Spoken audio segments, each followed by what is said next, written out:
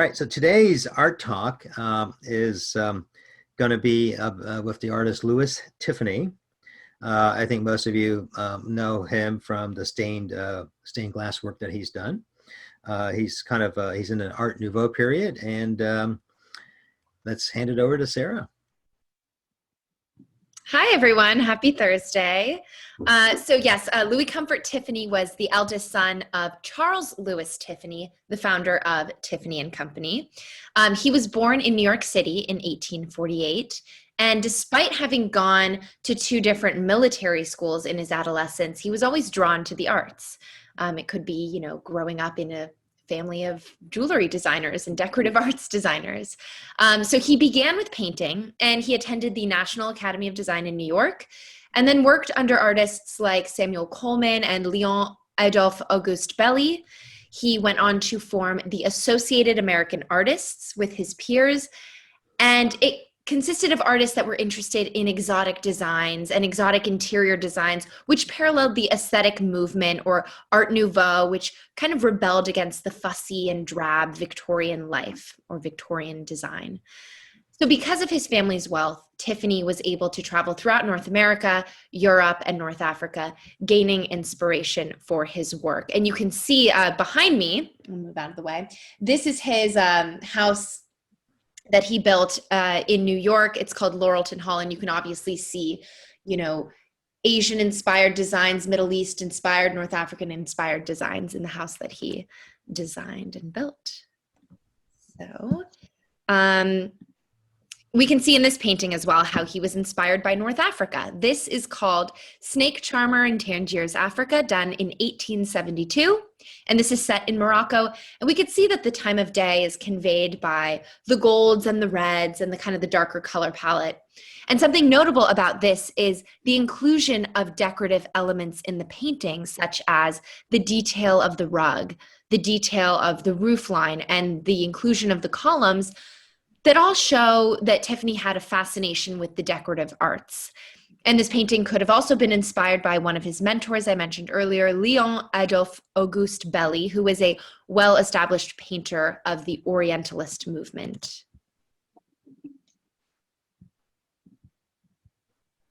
So though he started as a painter, Tiffany is best known for his colored glass work. He founded the Tiffany Glass Company in 1885, which then went on to be called Tiffany Studios, and began playing around with new styles of glassmaking. One style being the creation of opalescent glass, so giving it kind of a shimmery, or it's often described as milky look to it, which allowed for the color to be more pigmented on the glass. Another technique that he trademarked is his signature style of favrile. So favrile is a technique of mixing different colored glass while in a molten state to create kind of a gradient or a blended look. So this piece is called The Four Seasons, made in 1900, and you can see it depicts spring in the upper left corner and moves down to winter in the bottom right. This was first shown at the Exposition Universelle in Paris and won a gold medal because of his ability to create these intricate and blended designs using just glass. We can see his favrile style if you look closer in the white clouds against the blue sky or in the colors of the flower petals. So this is the Pond Lily Library lamp. And the name pond lily refers to the shape of the base of the lamp and how the stems reach upwards towards the downward facing flower. So Tiffany made many different lamps with designs often inspired by nature, which is another key element to the Art Nouveau movement that he's associated with. And again, we can see his favrile style of glass in the individual pieces of glass. For example, if you look closely, there's like some green and yellow leaves and some red and pink petals that are kind of mixed together. And I want to mention at this point, so his father died in 1902, and he then became the art director or the design director at Tiffany & Co. So he was increasingly popular and had the help of different women in his studio, notably a woman named Clara Driscoll, who now has been credited with many of the lamp designs that originally were thought to be Tiffany's designs. But the Pond Lily lamp, however, has been proven to be a Tiffany design making it more desirable among collectors. This is definitely a rarer style of lamp that stopped production in 1906, and it is said that there are only 5 lamps available for public viewing, the other 9 being in private collections. So when one thinks of stained glass, or I guess I should say when I think of stained glass, the mind often goes to a church. So I thought I'd end on Tiffany's The Holy City. This was made in 1905 for the Brown Memorial Presbyterian Church in Baltimore, and it consists of 58 different panels. And if you're familiar with the Bible, it depicts St. John in exile on the island of Patmos. And this is kind of a culmination of Tiffany's abilities. He uses an array of styles and techniques to manipulate the glass to interplay between light and color. So for example, he etched the glass in some of the red and oranges to give the illusion of scattering rays of light. As well, he used texture on the glass in some of the darker blues to signify moving water. So this piece really exemplifies Tiffany as a storyteller through glass. Tiffany is often described as being able to paint with glass, but he was just as much a businessman as he was a creative. Again, that could be kind of his upbringing with his father creating this successful business. It's said that he would discontinue designs if they weren't commercially successful within the year, which is probably why some of his lamps are so rare nowadays. But overall, he won many awards throughout his successful career and really revolutionized the production of stained glass. Thank you. Oh, thank you, Sarah. Much appreciated. Sarah, do we know who actually manufactured some of his lamps? So he had Tiffany Studios, which was kind of the manufacturing house, I guess you could say, and he employed many women to help him. So he had lots of help. Wow, interesting. Interesting. Do we have any questions?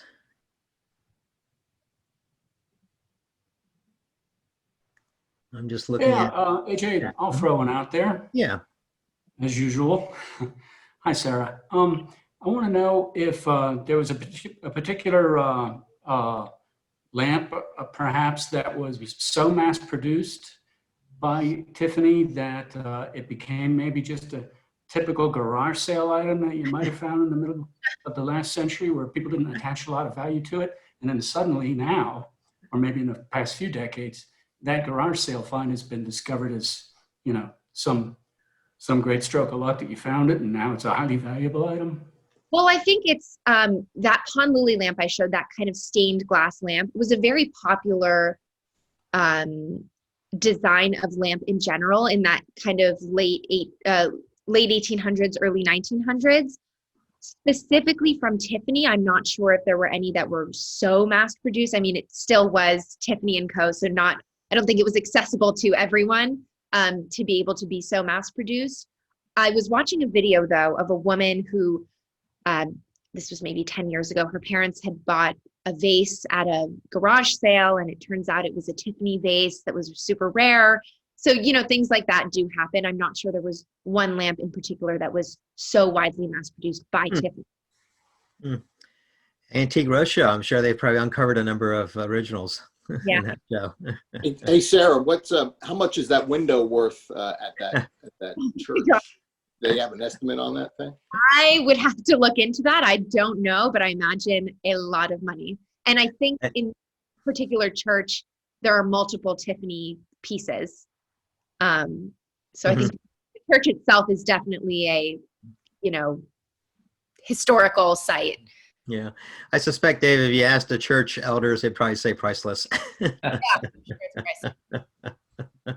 Hey, it looks like Alan's said that, hey, if you happen to be in Cleveland or live near Cleveland, there's an excellent exhibit, looks like, of Driscoll, since she was from at the Cleveland Museum of Art, of Clara Driscoll in a Tiffany lamp exhibit there. I guess, Alan, you must have just recently seen that. You're on mute, Alan. Yeah, I saw it in the summer. It's a pretty impressive exhibit. Very cool old Tiffany lamps. I think she was one of the principal designers there. And June says there's a downtown hotel in Douglas, Arizona, Wow, 20 feet long and 10 feet high, a Tiffany glass window. Where is Douglas, Arizona? Is it near Tucson? Anyone know? June, do you? I'm where is trying it? to. There, I had to unmute. Yeah. So it's southeast of Tucson, about an hour. It's right on the border. Oh, cool. Yeah, Okay. and it's down in the area where there's big copper mines. So there was a lot of near Tombstone and that whole area.